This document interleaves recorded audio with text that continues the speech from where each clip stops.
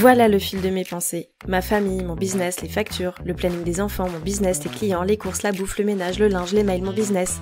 Mais pourquoi les journées ne font que 24 heures? Et moi dans tout ça? Putain, mon cerveau va exploser.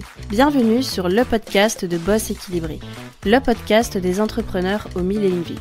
Je suis Marie-Pierre, coach en organisation et entrepreneur depuis presque toujours. Si tu veux développer ton business sans t'épuiser et sans t'oublier, tu es au bon endroit. Je sais que tu n'as jamais le temps, mais dans la voiture, sous la douche, pendant les courses, prends ces quelques minutes pour toi et profite de ce nouvel épisode. Bonne écoute! Hello, bonjour à toi et bienvenue dans ce nouvel épisode de Boss Équilibré. Et oui, ça y est, c'est les 1 an du podcast. Alors moi, j'en reviens pas, je sais pas, ça fait combien de temps que toi tu es là et que tu écoutes, mais je suis méga contente. Donc l'idée de cet épisode, c'est que je te raconte finalement les coulisses de la création de ce podcast, comment j'ai bossé toute cette année sur le podcast. Et puis je vais un petit peu détailler chacune des étapes et puis finalement répondre à toutes les questions qu'on a pu me poser sur la création d'un podcast et comment moi j'ai fait. Donc ça fait quasiment 1 an jour pour jour que j'ai lancé le podcast de Boss Équilibré, puisque le premier épisode officiel est sorti le 2 février 2023. Et là, je vais publier cet épisode exactement le 1er février 2024. On a un jour d'avance, mais bon, on est dans les clous. Donc je vais commencer avec la première partie qui va être plutôt l'avant-podcast. Comment ça s'est passé, pourquoi j'avais cette idée de podcast et combien de temps j'ai mis à passer du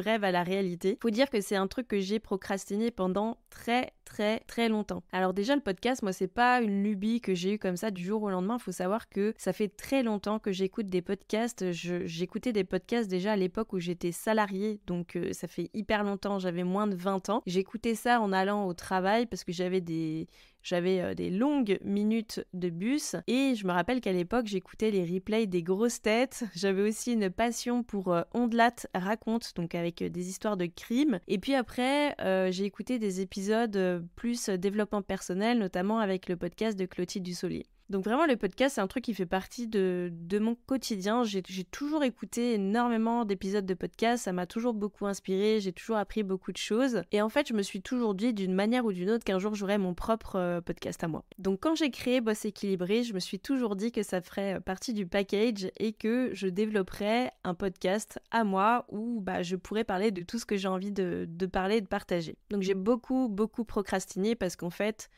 je pense que j'avais tout simplement peur. J'avais peur de plein de trucs. J'avais peur que ce soit pas assez professionnel. Faut dire que j'avais quand même des belles références pro. J'écoutais pas beaucoup de podcasts entre guillemets amateurs. J'avais peur que personne ne m'écoute et j'avais vraiment très peur de la partie technique où pour moi ça me semblait absolument insurmontable. Donc j'avais commencé un petit peu à me chauffer en 2022 en posant les idées de ce que je voulais faire. Et puis c'est à l'été 2022 que j'ai enregistré l'introduction du podcast, à savoir le jingle avec la petite musique, etc. Et que j'avais aussi fait la vignette. Donc ça, c'était à l'été 2022. Et il a fallu attendre 2023 pour que je sorte officiellement le podcast. Alors pourquoi j'ai attendu autant de temps? Tu vas me dire, c'est complètement bête. C'est juste que j'avais pas officiellement posé ça comme objectif. Et donc 2022, c'était juste un peu un rêve. J'étais là en mode ouais, je vais sortir mon podcast, etc. Mais moi je suis comme ça, il faut que mes objectifs, je les écrive, parce qu'une fois que je les écris,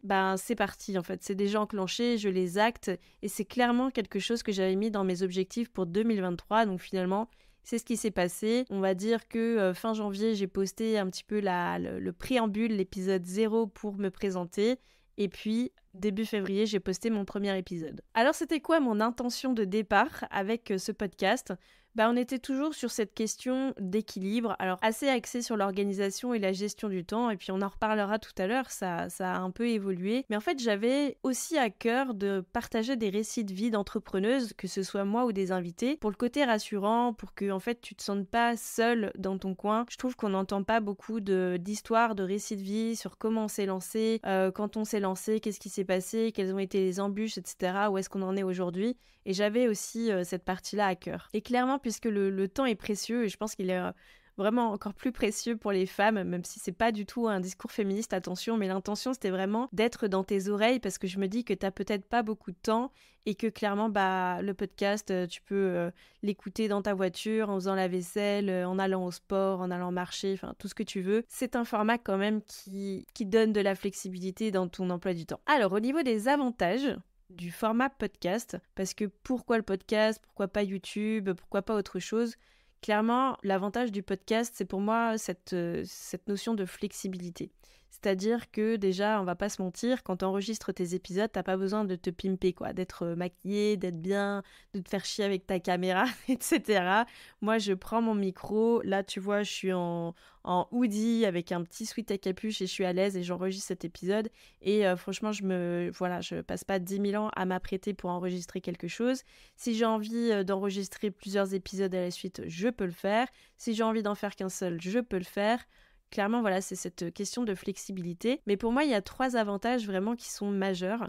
Le premier, c'est que c'est moins chronophage que les réseaux sociaux. En fait, au moment où j'ai lancé mon podcast, ça faisait environ 2 ans que je publiais sur les réseaux sociaux, vraiment beaucoup. Donc, à chaque fois, c'est beaucoup de création pour du one-shot, en fait. Tu crées un truc à chaque fois. Tu crées un post pour ci, tu crées un post pour ça, tu crées une story pour ça. Et la vérité, c'est que même si le format vidéo, il est un peu moins éphémère qu'un format post, il n'en est que, voilà, c'est quand même beaucoup de taf et que, ça reste quand même assez chronophage. Le deuxième avantage vraiment majeur, c'est la possibilité de recycler mon contenu. C'est-à-dire que d'un épisode de podcast, et ça, peut-être que j'en ferai un épisode à part pour vraiment te donner mes méthodes de recyclage de contenu. C'est comme un gros pilier de contenu où en fait tu vas pouvoir découper plein de petits morceaux, réutiliser certaines phrases pour des posts.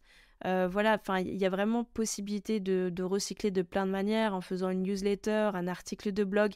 Il y a vraiment beaucoup de possibilités de recyclage. Et pour moi, c'est pas du temps de perdu. C'est-à-dire que je me dis, je crée quelque chose qui va durer dans le temps, et je crée quelque chose que je vais pouvoir réutiliser pour différents contenus. Donc ça, moi, en termes d'optimisation, ça me plaisait bien. Et le troisième avantage, c'est que les gens sur un podcast, ils t'écoutent. C'est pas comme sur Insta ou sur TikTok où t'as limite 3 secondes pour convaincre les gens de rester et à regarder les 15 autres secondes. Ça va beaucoup trop vite. Et sur le podcast, la plupart du temps, les gens qui vont t'écouter du début jusqu'à la fin. Et s'ils restent pas, c'est tout simplement que, voilà, c'est pas fait pour eux, mais au moins ça filtre assez rapidement.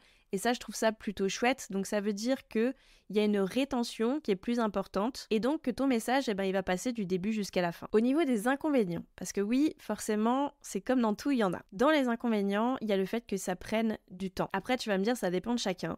Il y a peut-être des gens qui passent pas beaucoup de temps sur leur podcast. Moi, j'en passe quand même. Moi, j'en passe parce que voilà, ça fait partie de mes trucs. Bon, oui, je suis peut-être un chouïa perfectionniste, mais je suis quelqu'un déjà qui est assez sensible des oreilles. Je suis sensible aux bons sons.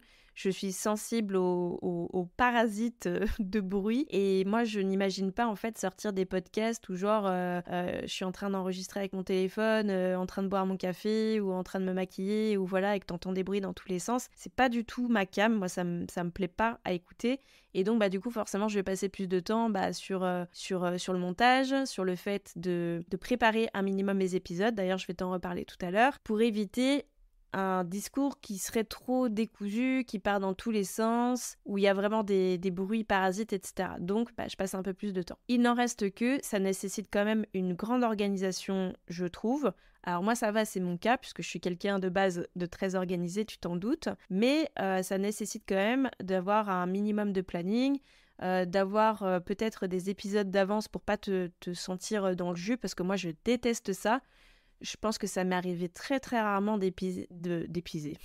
d'enregistrer un épisode la semaine même. Donc j'essaie toujours d'avoir un petit peu d'avance parce que moi j'aime pas me retrouver dans le jus, je trouve que ça sert à rien. Et donc ça nécessite aussi un peu d'anticipation. Donc voilà, si tu veux programmer certains épisodes, si tu veux faire corréler tes épisodes à des moments importants pour ton entreprise, pour des lancements, etc. Voilà, il faut de l'organisation. Au niveau du matos et des outils, alors moi c'est vrai que c'est la partie technique qui me faisait le plus peur. Et en fait, c'est vraiment pas si compliqué que ça. Donc moi, ce que j'utilise là et ce avec quoi j'enregistre, c'est un micro Rode qui m'a coûté, je crois, environ 150, 160 €, je ne sais plus. Et franchement, il fait vachement bien l'affaire. C'est un micro que j'utilise tout le temps. Ensuite, j'utilise un logiciel d'enregistrement et qui fait le montage en même temps, donc qui s'appelle Audacity. Donc ça, c'est un logiciel qui est sur PC, mais si tu es sur Mac, il existe la même version qui s'appelle GarageBand. Pour la plateforme d'hébergement de mes épisodes, j'utilise Ocha. Ocha, c'est vraiment un outil incroyable parce qu'il te permet de diffuser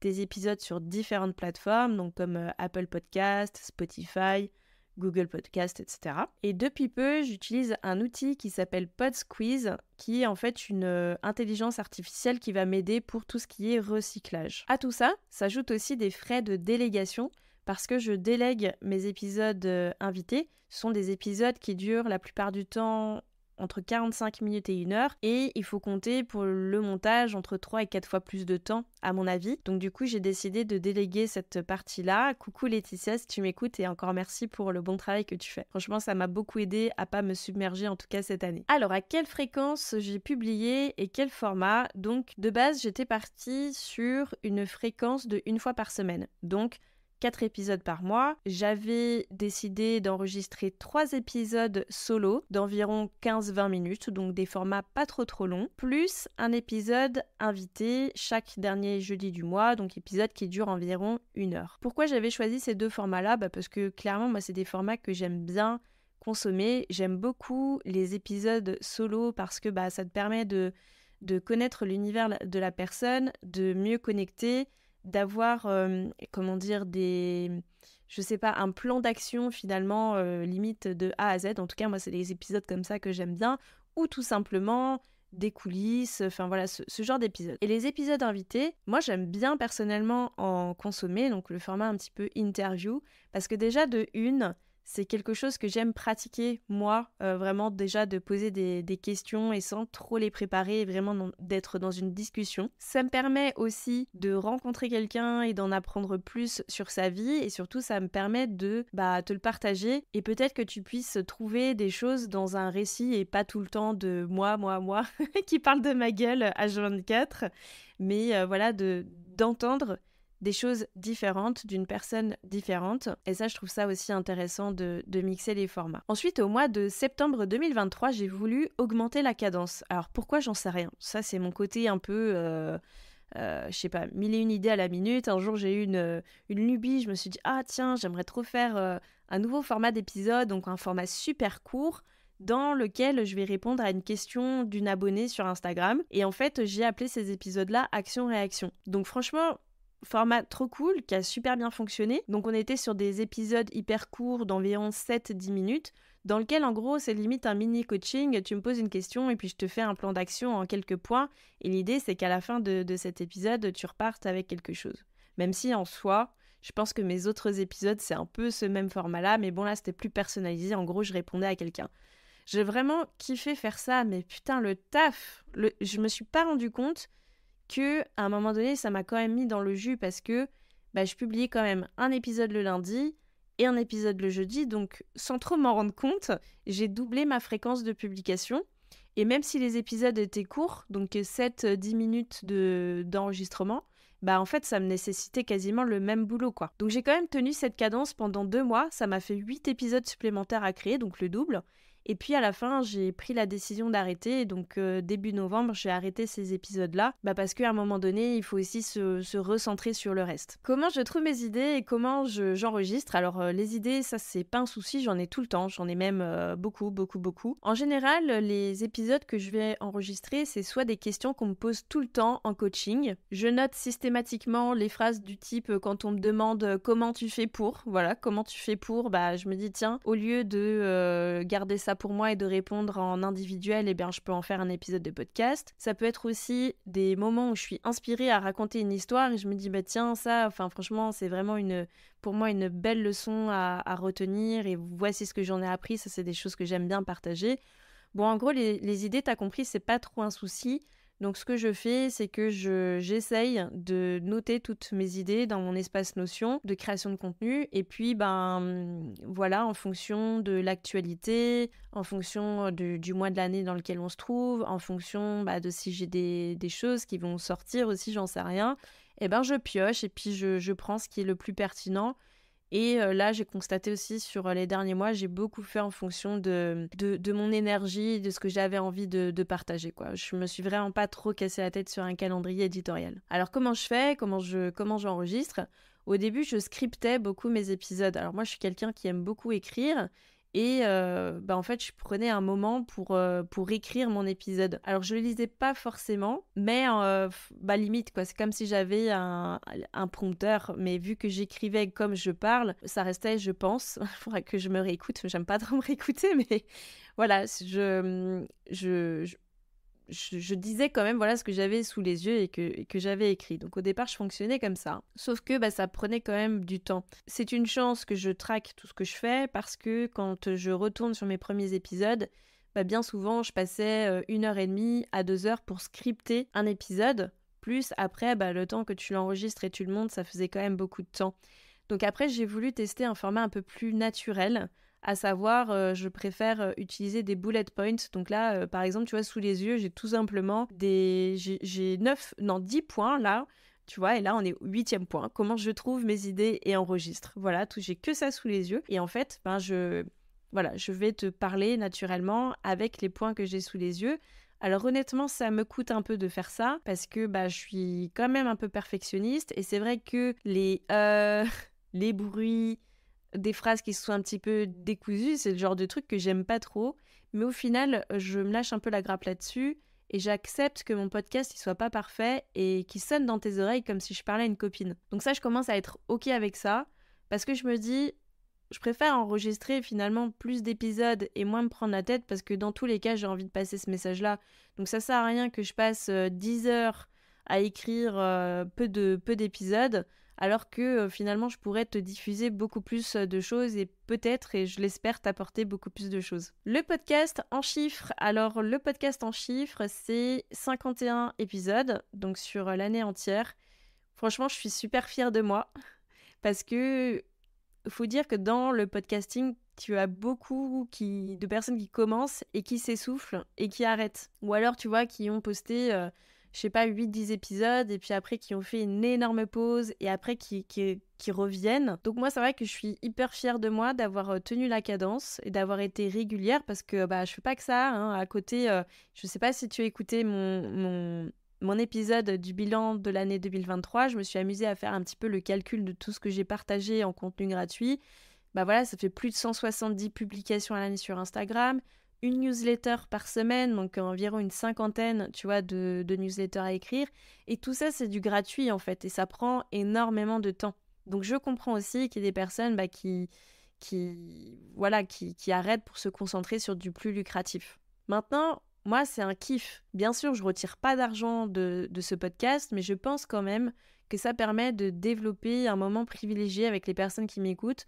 Je pense quand même que ça m'a permis de convertir davantage de personnes sur mes programmes en ligne, sur les différentes choses que je propose. Et dans tous les cas, moi, ça me fait énormément kiffer de faire ça. Donc, ça faisait partie de mes credos de 2023. Je ne voulais faire que des projets qui me plaisaient. Et donc, en ce sens, je continue parce que franchement, si à un moment donné, ça m'avait fait chier, j'aurais pas été aussi régulière. Donc, pour résumer, 51 épisodes, ça fait plus de 20 heures d'écoute pour toi. En termes de nombre d'écoutes, j'en ai presque 6000 au bout d'un an. J'avoue que j'ai été un peu déçue de ce chiffre-là, même si en soi, j'ai pas de comparaison. Alors évidemment, et c'est toujours le problème, on va toujours se comparer aux personnes qui font des millions d'écoutes. Mais en soi, j'ai pris beaucoup de recul par rapport à ça parce que en vrai, je le fais même pas pour le chiffre ou pour le nombre d'écoutes. Et c'est vrai que c'est toujours cette question de comment t'évalues ta réussite, comment t'évalues... est-ce que t'évalues ta réussite en fonction d'un résultat?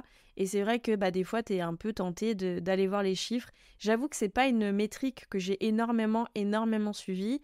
Mais au jour où je me suis arrêtée dessus, j'ai fait « Ah ouais, que ça !» Alors qu'en fait, ça fait quand même presque 6000 fois où mes épisodes ont été écoutés et je me dis c'est quand même pas rien. Le tout, c'est de pas oublier pourquoi tu fais ça. Voilà. Et moi, je fais ça parce que j'ai besoin de diffuser, j'ai envie de partager.